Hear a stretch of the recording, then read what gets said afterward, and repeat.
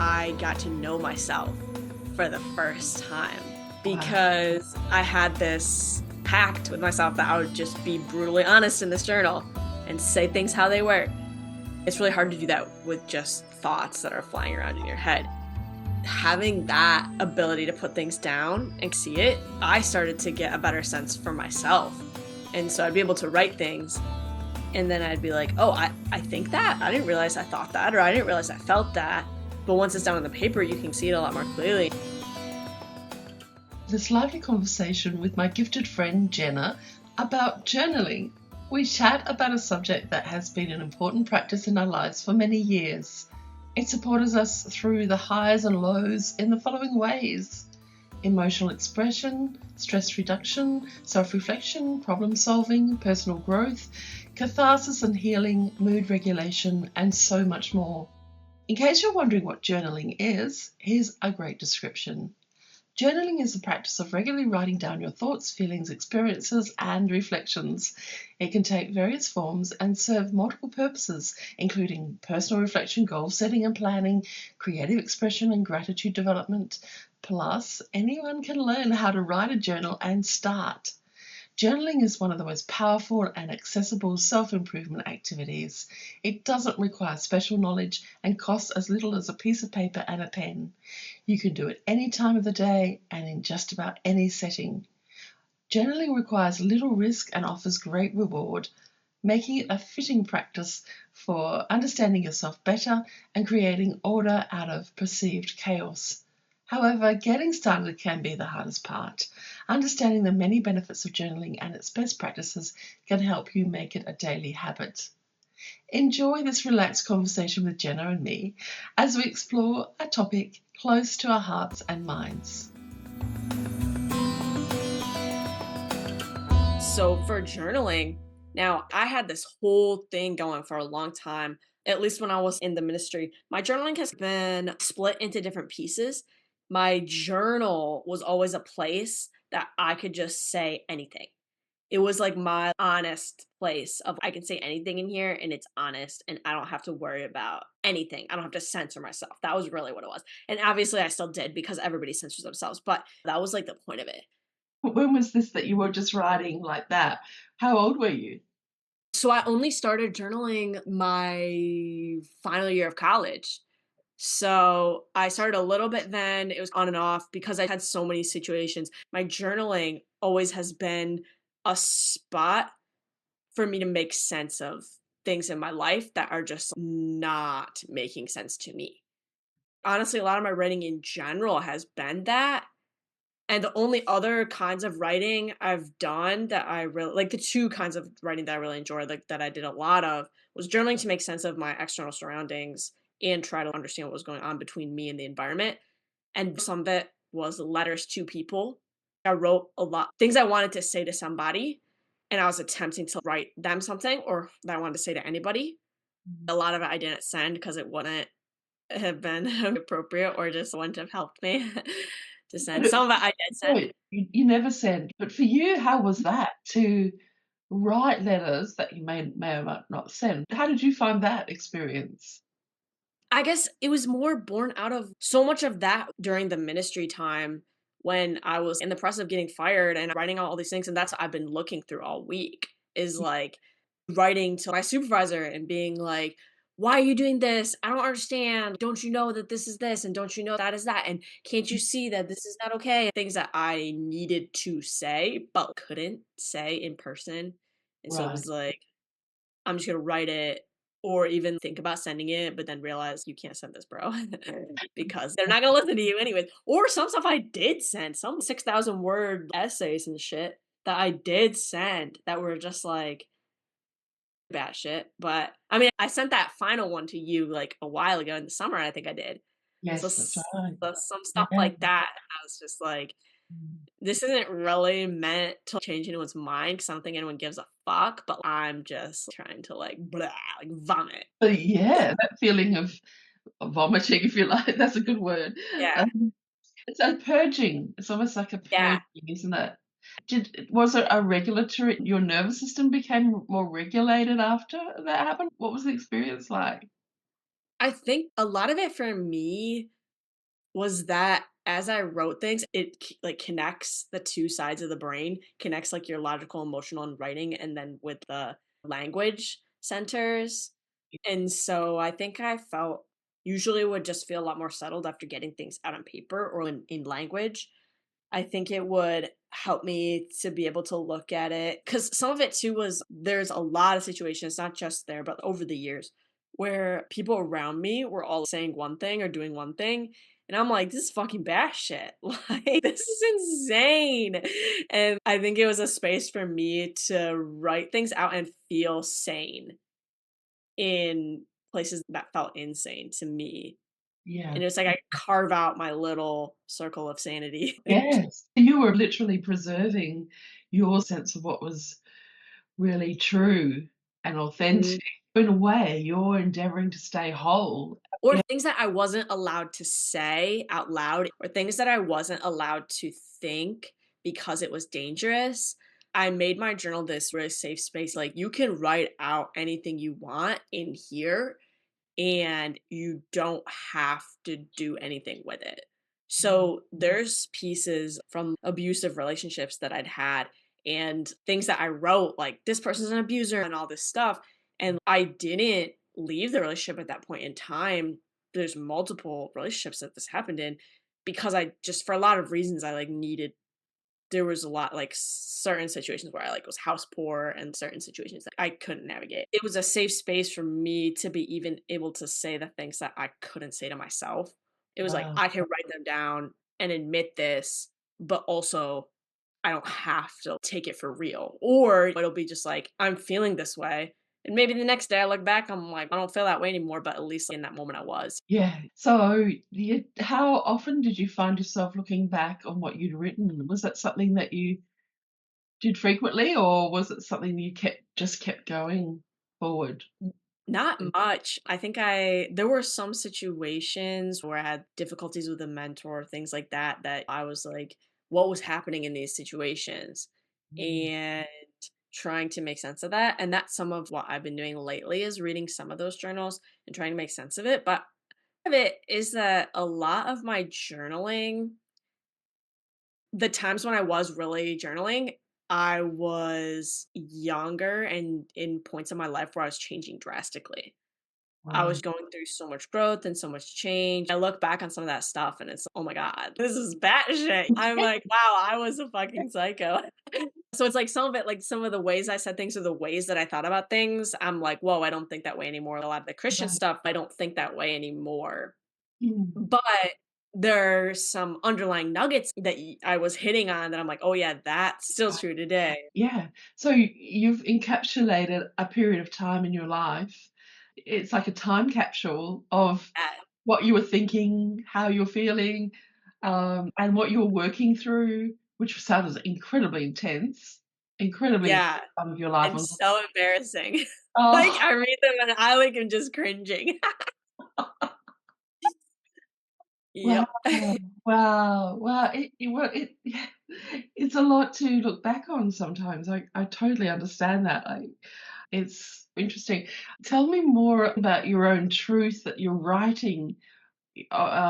You're reflecting back truths in your journaling, and yet not being able to actually take action on them. But at least you've said something to yourself. I think that's really crucial.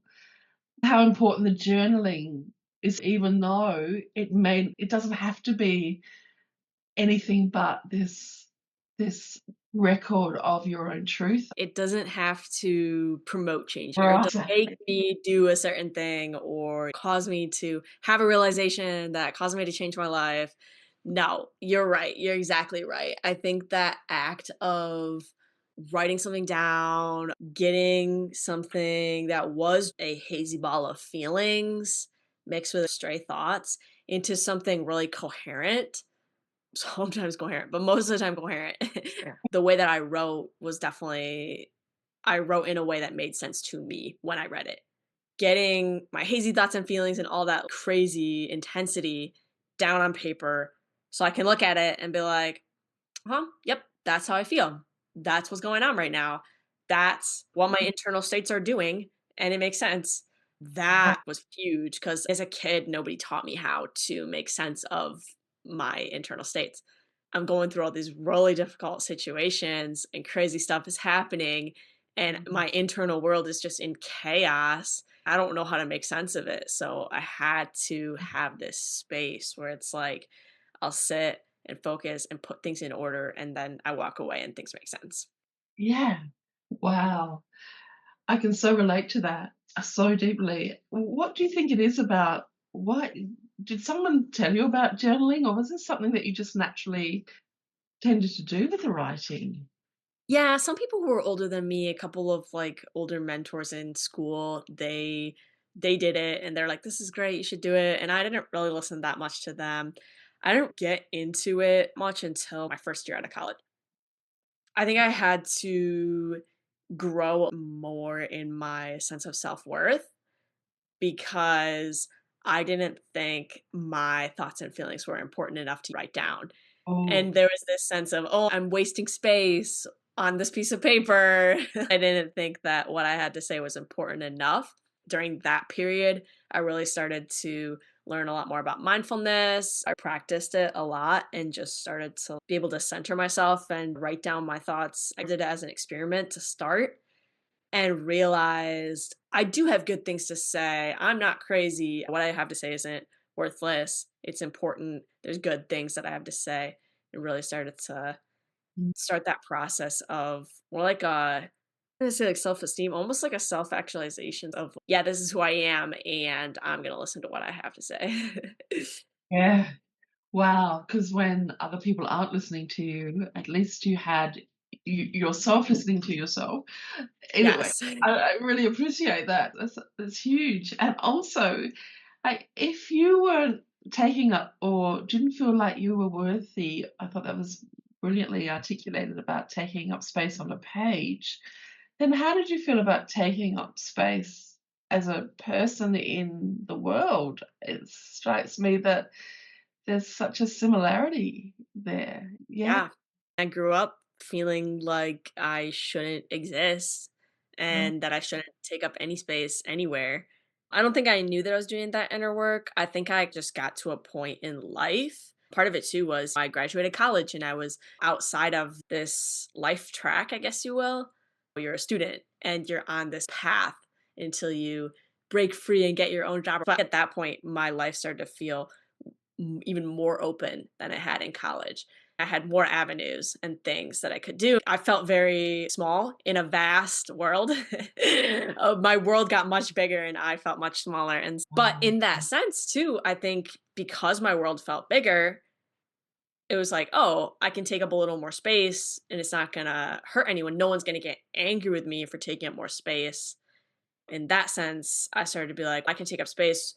What kind of space do I want to take up? What kind of stuff do I want to do? I'm starting to have more responsibilities in my first job. I think all of that together made this like soup that made me go, I think it's really healthy to journal. And I was doing like a technology detox actually. Oh, That's what started it, honestly. Was like I think they call them a dopamine detox too, but I said no Netflix, no music, no video games, no social media. It was really like you're either reading a book, you're going to work, you're going to bed, you're gonna cook some food or whatever just to chill me out. And journal, I was like, okay, journaling is fine because that's healthy for you. So it's like this giant mental health detox thing. And journaling was, I was like, all right, whatever, you're gonna journal or you're gonna read. And I was always too tired to read. So I was like, all right, I'm just gonna write some wow. stuff in here. How did you find the whole detox I experience? I don't know, I think some of it I made up on my own. I think some of it was related to I had some health issues at the time, and I had to go on this really strict diet. And so I think some of that was like, you know what, if I'm gonna be dying all this food stuff, I'm gonna be restricting myself, then I might as well diet everything that could be unhealthy in my life. But Sound gifted at all. it's just like, dude, that's like the full force intensity of an 8 is like, this is hard. Might as well chuck some other hard shit in there and get some What? real.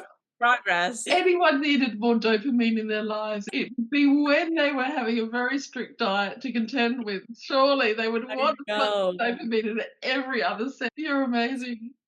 Yeah, that's just so gifted to add that intensity that of the experience to the whole thing. In my Yeah, head, it just made sense because it was like, I'm already doing this one thing, I might as well just do it all. of course, yes. Jeez. Love it. That's definitely a memorable time of your life, obviously, with what you were doing and the journaling as well. Oh, did the journaling, what was that like to journal through that time? Yeah, so it's interesting because I also was in a time of I had a bunch of life stuff and a bunch of things causing the health issues, and I was having to move a bunch. I didn't have a house to live in, all this stuff. So I like had finally gotten some of that stuff under control, finally had a place to live, and then I was doing the diet fix some of the health issues that came with all that. And also at the time I was really starting to kick it into gear in my job with the religious org. I was also starting to be like, you know what? I need to figure some of this stuff out too for myself. And I want to get more serious about my religion as well and get more serious about Christianity. Some of it was that a lot of my journaling tended to be me praying.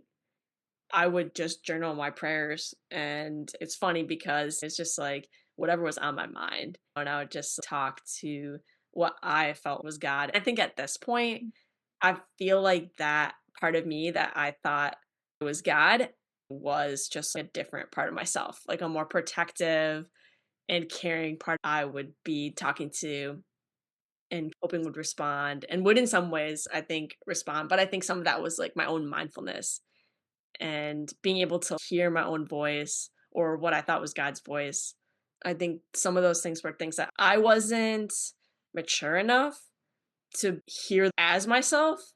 I put some of those parts out into the ether and was like, this isn't me, this is God. So a lot of Yeah. my journaling was like talking to God, or that's what it was supposed to be. Wow, that's fascinating. It strikes me that journaling has been like a mirror, a clean, good mirror Yes. for you.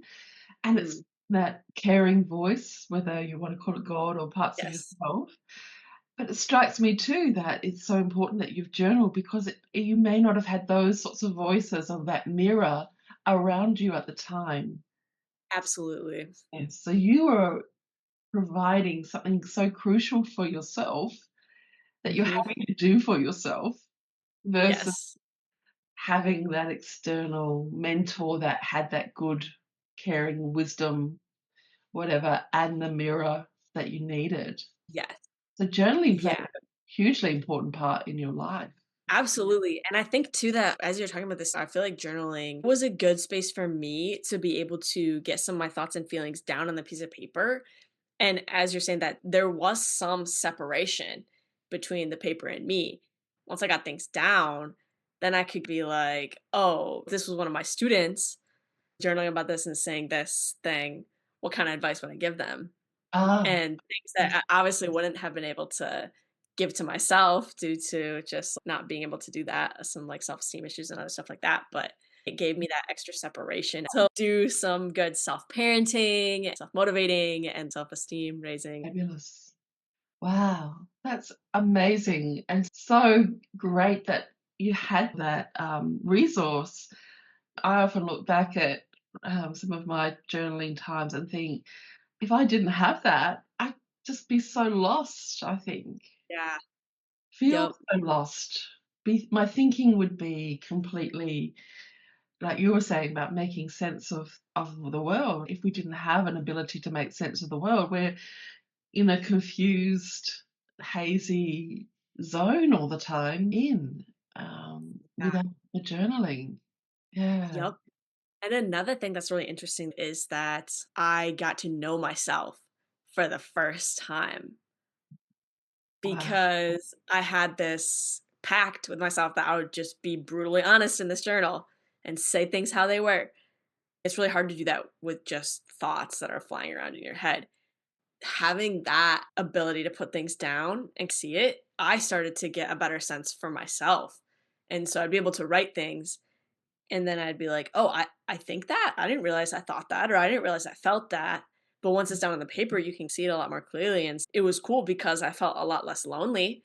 I Yeah. had myself to entertain, and my own thoughts were interesting because I hadn't really heard them before. I Yeah. hadn't had chances to be mirrored. That journal was a giant mirror for me to be like, "Oh, this is how I think. This is what I'm doing. Okay, cool." And I found that I actually liked myself, and there was a lot that I had to say that I thought was interesting and important. It was a good feedback loop for that self-esteem too.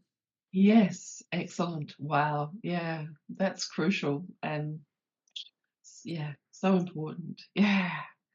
Wow, it played a big role in your life. Now you're looking back on some journals of a very intense time of your life. If you hadn't written those things when you did, where would you be now? I imagine that this is quite a useful, incredibly useful resource for you.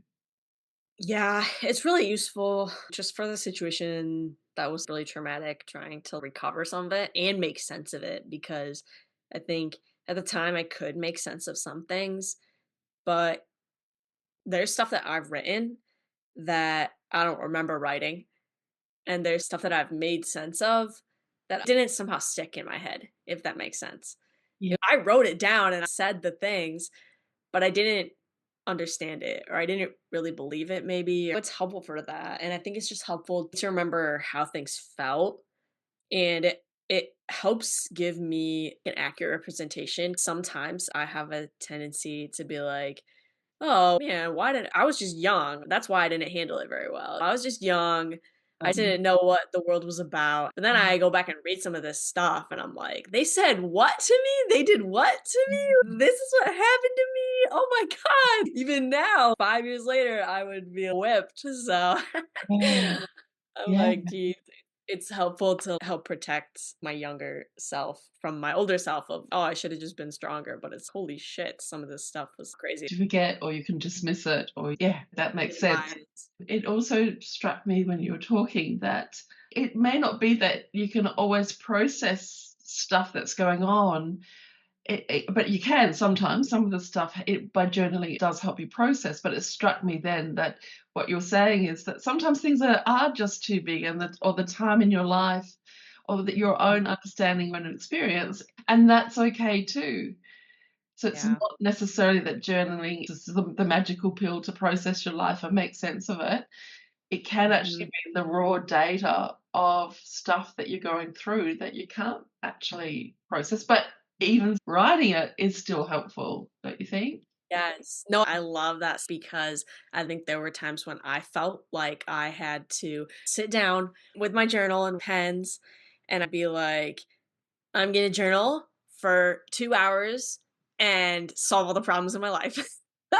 It never really happened, like, it didn't work. I think sometimes I had those expectations that if I can just get it down on paper, then all my issues will be solved, but a lot of the stuff that I went through, I I got down on paper and none of it was solved. It was even worse because it was like, "Oh, wow, this situation is even worse than I thought," and I didn't have the capacity to handle it, and Yeah. yeah, I love that too because it's sometimes I would put that pressure on myself or it Oh, has to be life-changing or it has to be perfect or something, it has to be the big thing, but really, it's just that continual having myself reflected over time was, I think, the really impactful thing.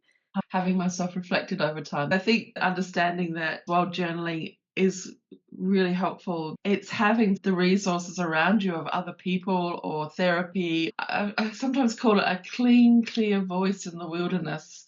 Sometimes we can't provide that for ourselves, and we need that clean, clear voice in the wilderness that can give us some ballast when things are really intensely chaotic. And if we don't have that, journaling will only get us so far. We still need that relational point with someone else. As much as we can access the wisdom and whether we call it God or our higher selves or whatever, in our writing, it's only still ourselves in a sense doing that. There wasn't anything outside of myself that I was able to access when I Mm, was journaling. I'm sure some people could, but I was not able to wow. access any knowledge or wisdom or anything that I hadn't absorbed. And so there Yeah, was a bit of that. Yeah, it can be an yeah. echo chamber. Definitely not a cure all be all because you need Yeah. other Yes, absolutely. That's a great way of putting it. Echo chamber. Absolutely. Wow. We've covered a lot of amazing things about journaling. Are you journaling now? Yeah, I've been waiting for you to ask about this because I don't journal anymore. I stopped journaling, honestly, when I got really serious about getting my mental health under control, and I removed myself from really toxic spaces and communities that I had been a part of. I actually stopped journaling for the most part. And I think that was because for me, my journaling was an attempt to find myself in the midst of really toxic places where I didn't fit in, I didn't belong, I didn't agree. And there was a huge disconnect between the way I showed up in those spaces or the way I felt like I had to show up in those spaces and what was going on inside me. And so journaling was this way to almost preserve what was inside me and try to help it make sense in the broader context. And so when I left those spaces, I started to do a lot more work on my own, really starting therapy in a deep sense and had more people to talk to. I think that was helpful too. When I started to feel like it was safe for me to show up as myself in any of the situations that I went into, I just naturally didn't want to journal as much because I was using the journaling as almost like a crutch to preserve my real self. When I finally could bring my real self into these spaces, I didn't feel like I needed to journal. Wow, so that sounds like a life-changing state to find yourself in where you can be yourself in spaces Yes. versus what was happening before in the more toxic environments where there was a disconnect. That's fascinating, and the less need for journaling. I understand that. That's really interesting and important. We'll leave the chat with Jenna right there at this point, but we will continue next week for part 2.